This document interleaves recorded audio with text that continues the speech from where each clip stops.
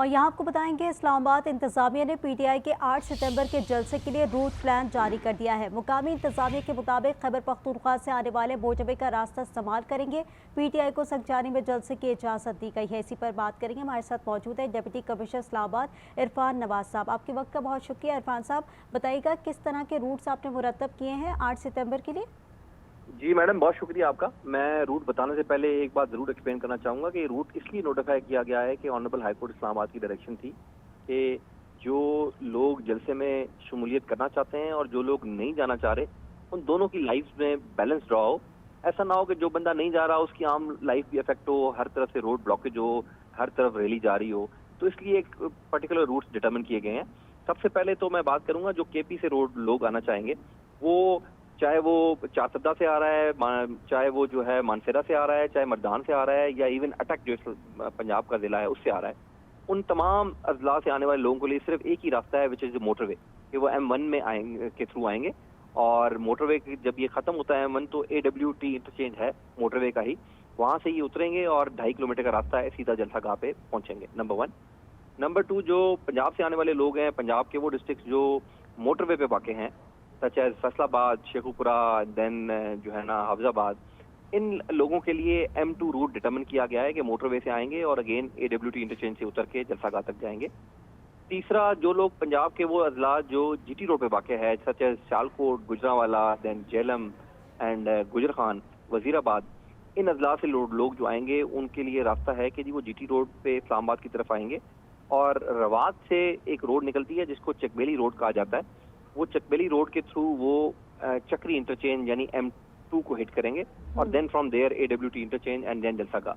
इस्लामाबाद में रहने वाले लोगों के लिए एक ही रास्ता है जी, जो नया रूट बना है न्यू मागला एवेन्यू या ईरान एवेन्यू, वो नोटिफाई किया गया है कि वो लोग वही रूट यूज करेंगे इस्लामाबाद वाले लोग, और उसी रूट से वापस आएंगे। तो ये बड़ा कैटेगोरिकल है, ये सर्कुलेट भी किया गया है कि अगर कोई बंदा जलसागाह में जाना चाहता है और इस रूट के अलावा कोई यूज करेगा रूट, तो उसके खिलाफ बिल्कुल एक्शन लिया जाएगा और कानून हरकत में जरूर आएगा। एट द सेम टाइम जो जलसागाह की यानी जलसे की जो परमिशन दी गई है उसमें कुछ 38 कंडीशंस हैं, वो कंडीशंस भी पाबंद हैं। वो जो कमेटी है, जो ऑर्गेनाइजर्स कमेटी है, उनको वो एक कैटेगोरिकली बता दिया गया है, उसको रिटन कॉपी, रिटन ऑर्डर की कॉपी दे दी गई है कि किसी किस्म की कंडीशन की वायलेशन ना हो, अगर होगी तो कानून हरकत में आएगा। तो मैं आपके जो चैनल की मदद से भी ये मैसेज लोगों तक पहुंचाना चाहूंगा कि बराए मेहरबानी जो नोटिफाइड रूट्स हैं उनके जिले से आते हुए वो ही यूज करें, अगर उसके अलावा यूज करेंगे तो उनको मुश्किल का सामना करना पड़ेगा।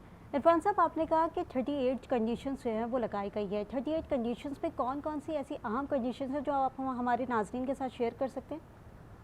जी, सबसे पहले तो उसमें टाइम लिमिट है कि जी आप 7 बजे तक इसको खत्म कर देंगे। उसकी वजह ये है कि आजकल लॉ एंड ऑर्डर की सिचुएशन मुल्क में इतनी अच्छी नहीं है। दैट्स वाई जो लॉ एनफोर्समेंट एजेंसी जो है उनके कंसर्न होते हैं कि अंधेरा होता है तो उनकी वर्किंग उस तरह इफेक्टिव नहीं रहती। जो सुपरवीजन है, जो चेकिंग है, वो इस तरह नेकेड आई से जो है ना वो नहीं रहती effective. That is the reason वो टाइम लिमिट लगाई गई है, नंबर 1। नंबर 2, उनको ये भी बताया गया है कि जो क्योंकि जलसा कर रहे हैं तो उसके सराउंडिंग में CCTV कैमरे लगाएंगे। साथ जो है ना between stage and the participants एक डिस्टेंस मुकर्रर होगा, वो डिस्टेंस की मेजरमेंट भी उस कंडीशन में लगाई गई है। किसी किस्म का लीथल वेपन या कोई वेपन जो है ना वो उस एरिया में नहीं पाया जाएगा। इसी तरह जो लोग स्टेज पे होंगे उनकी लिस्ट प्रायर जो है वो दी जाएगी लॉ एनफोर्समेंट एजेंसीज को। इसी तरह बाकी कंडीशन है। तो ये बिल्कुल कन्वे कर दिया गया है, कोई एंटी स्टेट एंटी कंट्री नारा वहाँ नहीं लगेगा। और लाउड स्पीकर इस्तेमाल जो है ना वो according to loud speaker act होगा कि वॉल्यूम जो है वो आसपास लोग भी रहते हैं उनके लिए बॉदरेशन और न्यूसेंस ना हो। ये इंपॉर्टेंट कंडीशन है जिनको उन पे पाबंद हम करेंगे। अगर कोई वॉलेशन होगी तो बिल्कुल कानून हरकत में आएगा।